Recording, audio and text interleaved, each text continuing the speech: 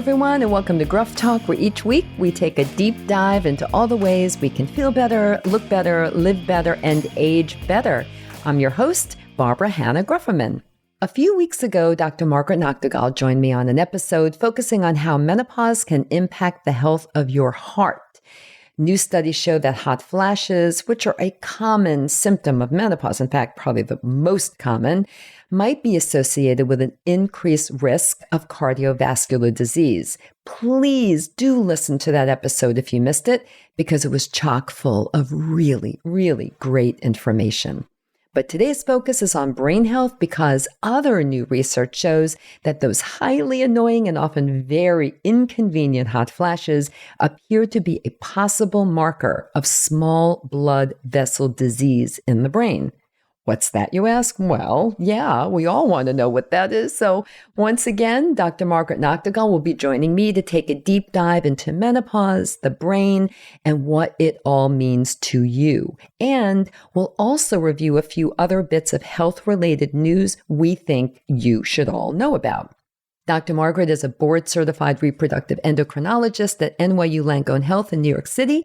And she is also the medical director of Menopause Cheat Sheet, a free newsletter we publish together to help women navigate life before, during, and after menopause. If you want to check it out, go to www.menopausecheatsheet.com. Lots to talk about, so let's get started.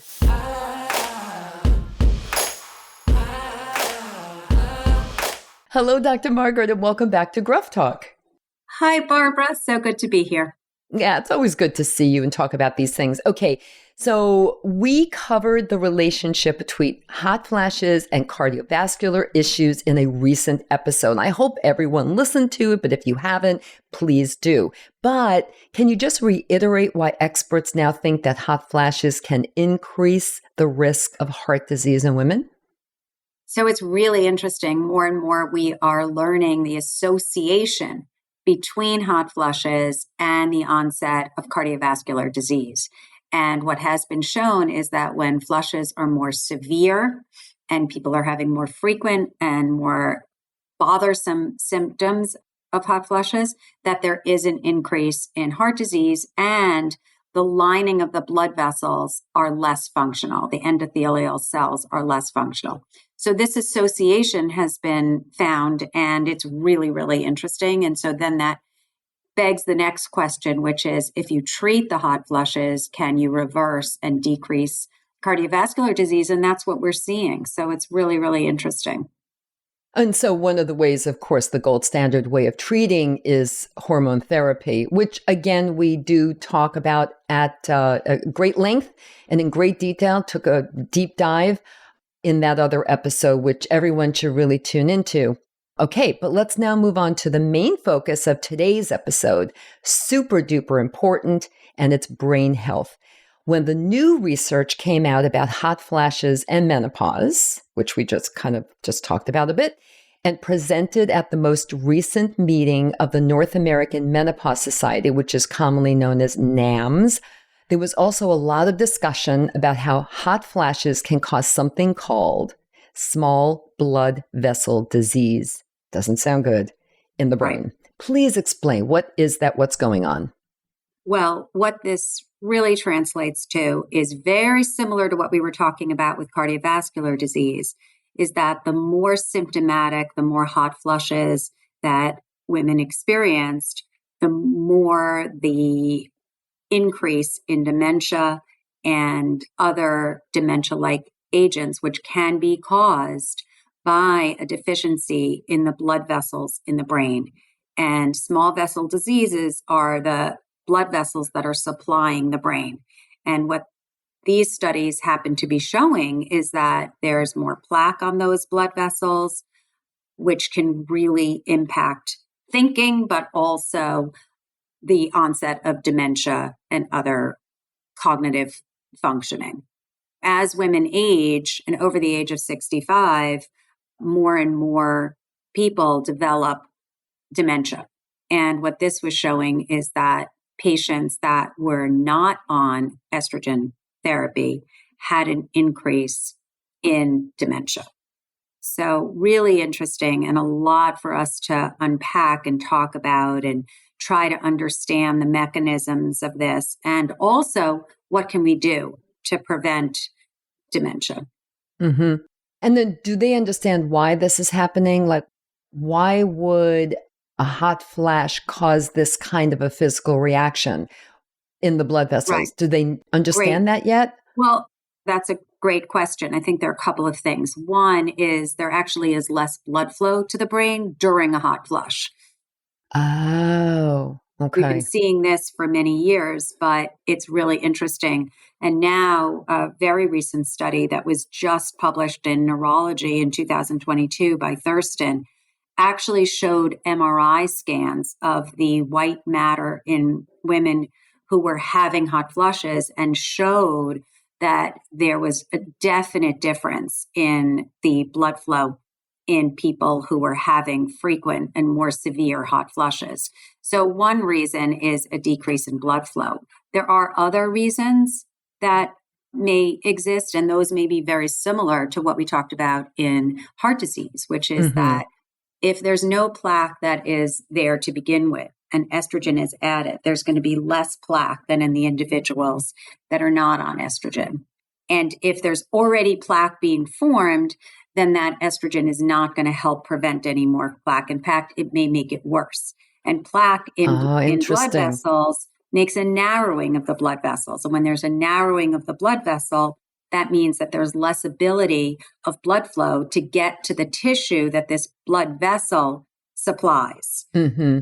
It is very similar to the story that we're learning about cardiovascular disease, which is that when people are trying to decide whether or not to go on hormone therapy, it's really important for the brain and for those small vessels to make that decision early, because it looks as though that estrogen present, if you take estrogen right at the time of menopause or even perimenopausally, but early on, that you can really decrease the problems that we're seeing with the small vessels in the brain. Whereas if you wait a long time, certainly if you waited longer than 10 years, but maybe even as little as 5 years, that there is an increase in small vessel disease without estrogen. So this is a really important, and I think it's really great that we're talking about it today, because it allows people who are close to menopause or trying to make that decision about whether or not that they should go on hormone therapy. This should factor in. This should be another weight in a scale when you're trying to decide all the pluses and all the minuses. This should be something that should factor in. And in an individual who maybe has a strong family history of dementia or a strong family history of Alzheimer's, this should be something that is thought about. Right. And then in terms of the why, and why is it helping? Well, one is just as I mentioned about the plaques. Another is really, really interesting, which is that we all have tau protein. And tau protein is normally in a very flexible, resistant to any manipulation. However, when tau protein gets phosphorylated, or actually hyperphosphorylated, so it's very changed in its shape. What does that mean? What does that mean? Tau protein is a protein in the brain. And if it is changed in its shape because of chemical structuring in the brain, it can get very tangled. And these tangles of tau protein are thought to be what's responsible for developing Alzheimer's. One reason. And it just so happens that estrogen prevents the phosphorylation or hyperphosphorylation of tau, which means that estrogen is actually stopping or blocking the formation of these tangles. Now, estrogen will not untangle a tangled tau protein, but if we could do something that could prevent the tangling, then perhaps we could prevent the Alzheimer's. So if I have a question for you about that. Sure. The tangling, this is so fascinating. The tangling of the tau protein. Okay, so does that have any relationship at all to hot flashes? Or is that just a separate thing that's happening to the brain that estrogen can help to prevent? Right. So it just so happens that estrogen, the lack of estrogen is what causes the hot flushes to exist, or so we Mm-hmm. think. Because without estrogen, we're changing that area in the brain that is the temperature regulatory zone in the hypothalamus. And Mm-hmm. when estrogen is restored. Now, there is some other theories that follicle stimulating hormone, another hormone that's produced by the pituitary gland, may also be a participant here. But for what we know right now, it's just an association. It just so happens that hot flushes are caused by lack of estrogen. And in addition, estrogen can prevent these tangles. Mm-hmm. So for an individual that has a high risk of developing Alzheimer's or strong family history, Right. this fact that estrogen prevents these tangles really should be part of that decision making in terms whether or not they should be on hormone therapy or not. Right.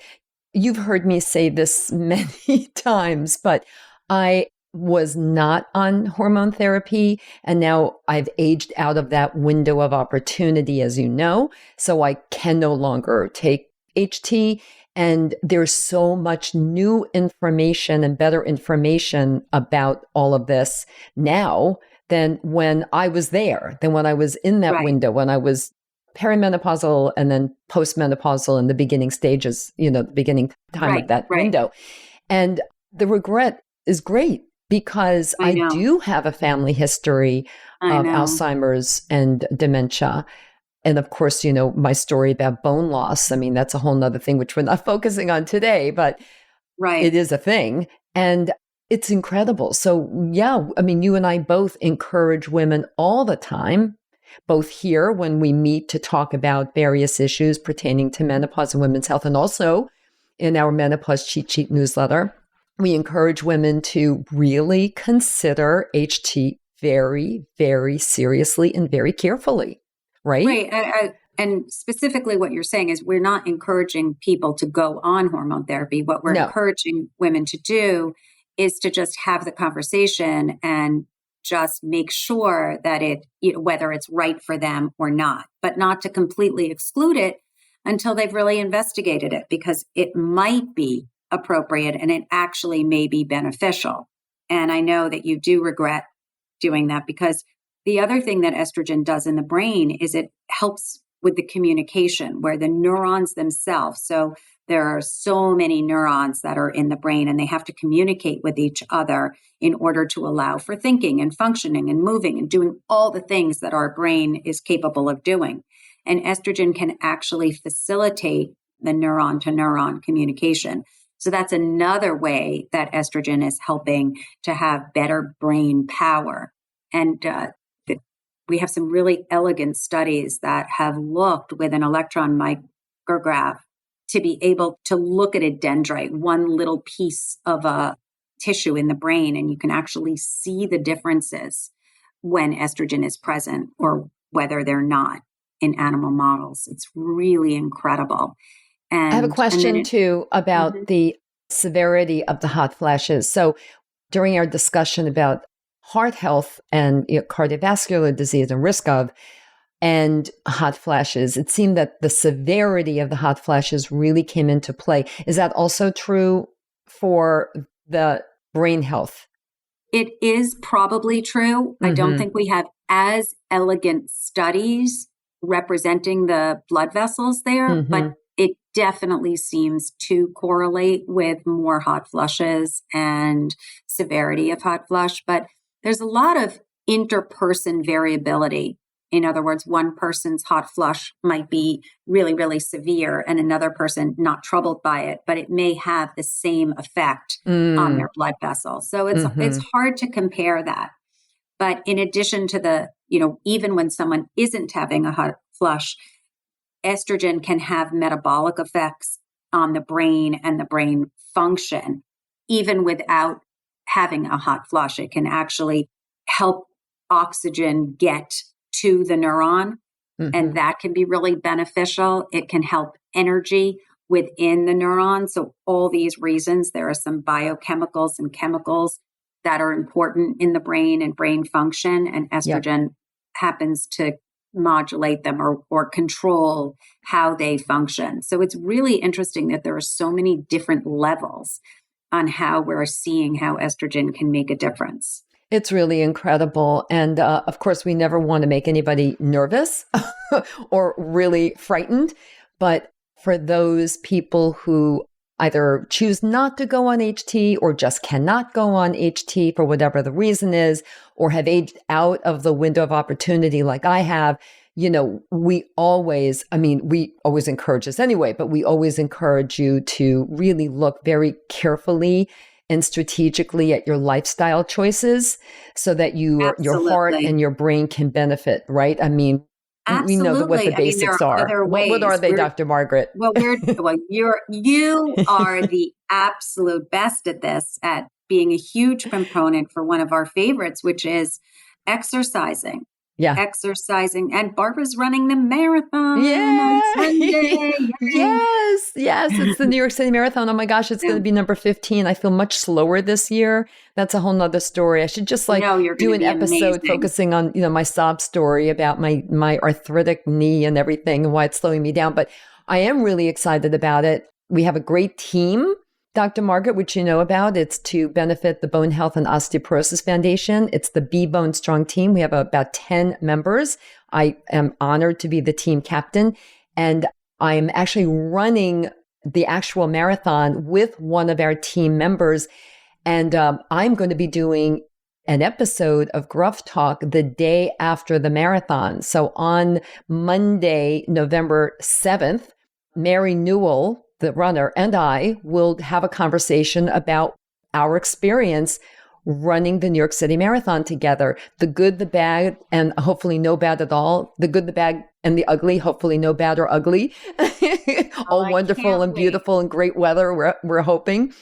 And so I'm really excited about that. And a little quick preview about Mary, talking about role models. Oh my gosh, Mary is 73, started running at 53, and has run, are you ready? So many marathons that she has lost track.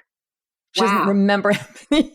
She said, I suppose I could sit down and count them, but two of you are such a great pair. You've run so many marathons as well, and you didn't start until you were 50. So 50, yep. Two of you are a great story. Well, I can't wait to hear all about that. Yeah, it's going to be fun. That's She's incredible. Quite motivational, quite motivational. So everyone, it will be the episode right after this one. So stay tuned for that. Okay.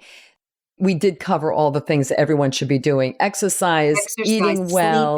Sleeping well. Sleeping. Sleeping. Oh, I'm learning more and more about sleep. But sleeping, eating well, not smoking, critical, so 10,000 exclamation points, because that really affects the blood vessels and causes problems. So we definitely know smoking.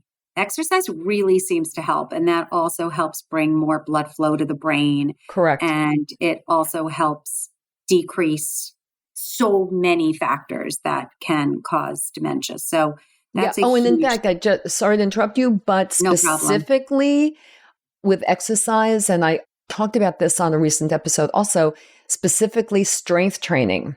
There's something about, and again, they don't know exactly why, but there's something about strength training, of course, combined with cardio, like, running, walking, but strength training 2 to 3 times a week. It's not a huge time commitment, everyone, but that really does benefit the brain as well as the rest of your body. Obviously, your bones too.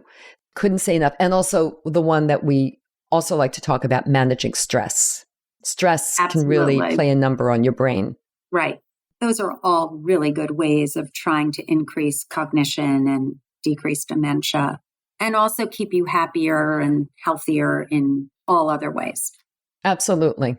After this short break, we will talk through some other health news that passed our way this week that we think you should know about. Stay tuned.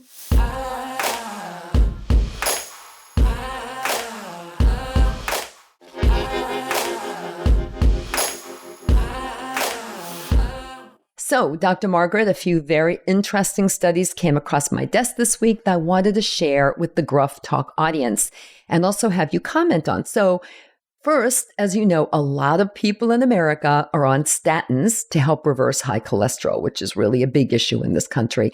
And very often statins can have unpleasant side effects like muscle aches, headaches, brain fog.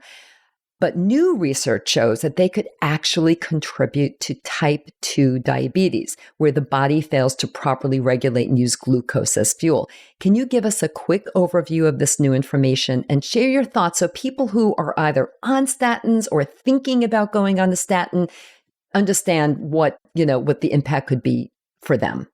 Absolutely. First of all, I want to really emphasize how amazing statins have been for us. And It's like being a on wonder statins, drug. it really is. Mm-hmm. And statins have been responsible for being incredible in terms of benefiting people from reducing their heart disease. Incredible. And actually probably stroke and dementia and all the brain factors. It really, really is incredible what a great job statins do. So I think it's really, really important that we recognize both primary as well as secondary protections that statins do. So that's really, really key. The second is, does it actually increase diabetes? Well, what I learned from my good friend and lipidologist, Jamie Underberg, who is a phenomenal physician. He is indeed. Is that they may increase when people are assessing for diabetes. They measure their glucose over the last 3 months as measured in a hemoglobin A1C level. And that number is measured in the lab. It's a lab fact that it's possible that the statins may make that number maybe one tiny point elevated. So someone might go from a hemoglobin A1C of 6.4 to 6.5, and that may put them in from prediabetes into diabetes, or may slightly worsen their hemoglobin A1C. What we don't know is, does that actually change their glucose levels? And two, that tiny, tiny little decrease, these are people that already had signs of glucose metabolism abnormalities, but that the lab is changing, but it's not taking someone who does not have an abnormality and make them insulin resistant or cause that issue. And so I would not want people to start going off of their statins. Instead, actually, is people who have lipid abnormalities should see their doctor and possibly be candidates to be put on statins, because people that are on statins, that's another way of protecting their brain. Exactly. We're talking about brain health, and especially for people who don't have other ways of improving brain function. So statins are critical, and I think they've been super helpful since we've, had them in our ability to use. So for anyone that has abnormal cholesterol levels. Yeah.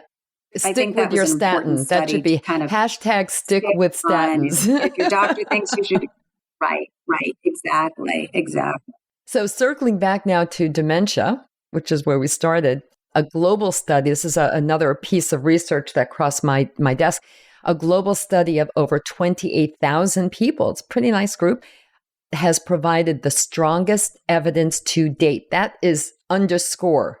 Let me say it again, the strongest evidence to date that lowering blood pressure in later life can cut the risk of dementia. That stopped me in my tracks. The article I read states the following, and I quote, "Dementia is fast becoming a global epidemic, currently affecting an estimated 50 million people worldwide. This is projected to triple by 2050, not that far away, mainly driven by aging populations. Of course, we're all living longer. It is currently estimated to cost about $20,000 to $40,000 per person with the condition each year. While many trials have looked at the health benefits of lowering blood pressure, not many included dementia outcomes, and even fewer were placebo-controlled, which is considered to provide the best level of evidence." Okay, Dr. Margaret, what are your thoughts on this? I thought this was just fascinating. Yet one more good reason to keep that blood pressure down. Thoughts? It really helps us put it into perspective and recognize that everything that we're learning about, it's so multi-dimensional, and there are so many factors that are really involved. So yes, this is something that we can really try to do, is get your blood pressure measured. And maybe that's why stress has such an impact on brain is because when you're stressed, your blood pressure goes up. So really trying to make sure that you're not someone who has high blood pressure. And it definitely, I felt the same way. I took my blood pressure when I read the article and just make sure that we think about this and take this into consideration. Mm-hmm. Yeah, it's a wonderful piece of research. And I was really, really happy and very excited to share it with the GRUFFtalk audience and discuss it with you, Dr. Margaret, because I really feel like anytime that there's new information that underscores a certain action, and in this case, the action is to keep your blood pressure as low as possible. Right. That's healthy for you. Not too low. No. We know that. Not too low. That's healthy for you. Your healthy blood pressure. Making sure that you keep it in a normal range. That's right. That's right. No, I love talking about all this research that comes my way. It gets me very, very excited and gets my blood pressure up, I'm sure. Okay. As always, Dr. Margaret, this was an incredibly illuminating discussion. And of course, I look forward to having you back on again. But please, before you go, we talked about so much stuff. What are your 3 biggest things you want the GRUFFtalk audience to remember? What are your 3 takeaways from today? Well, I think we talked about the importance of making estrogen as a possibility when going through menopause.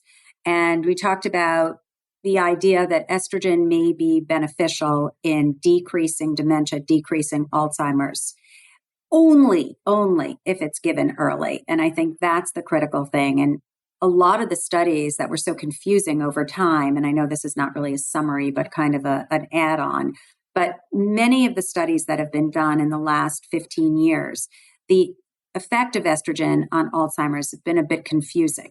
And part of the reason for that is many have not controlled for when estrogen was started in respect to when people went into menopause. Right. And so this is the key thing, is that it really, really looks so far. I mean, research is ongoing and this is always something, but right now it really looks is that if estrogen is given really early, within certainly the first couple of years of menopause, that it has a beneficial effect and decreases the onset of Alzheimer's. However, if waited long and if it's more than 10 years post-menopause, that it is not going to be beneficial. And so it's not a consideration. So I think my main point is that menopause is a time, the older you are, the higher the chance of developing dementia or Alzheimer's.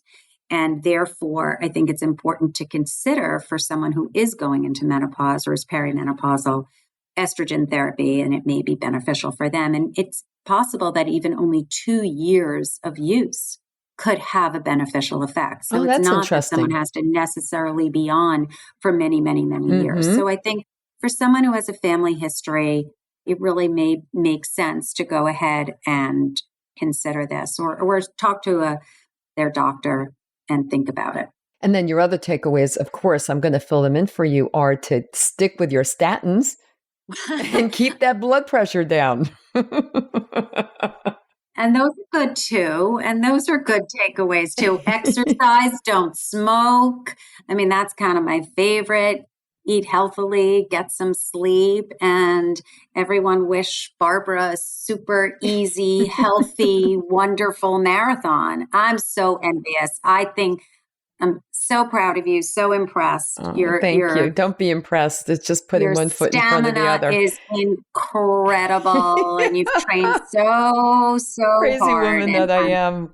Really, really, really excited. Do you know how many people run this crazy thing each year? I mean, not during the last 2 years for obvious reasons, the pandemic, but normally 50,000 people. So, when I think about that, I think, oh, Barbara, you're not that special.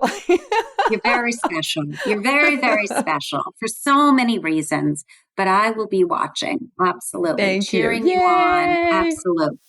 Okay. Well, stay tuned for that next episode with Mary Newell as we talk about our adventure going through 5 boroughs of New York City, everyone. And until then, stay healthy. Stick with those statins. Bye. Bye. Thanks for tuning in, everyone. If you enjoyed this episode of GRUFFtalk, please do 2 things. First, share it with all your friends and family, and subscribe to GRUFFtalk wherever you listen to podcasts, including YouTube, so you never miss a single episode. Until next time, remember this: We can't control getting older, but we can control how we do it. Talk to you soon.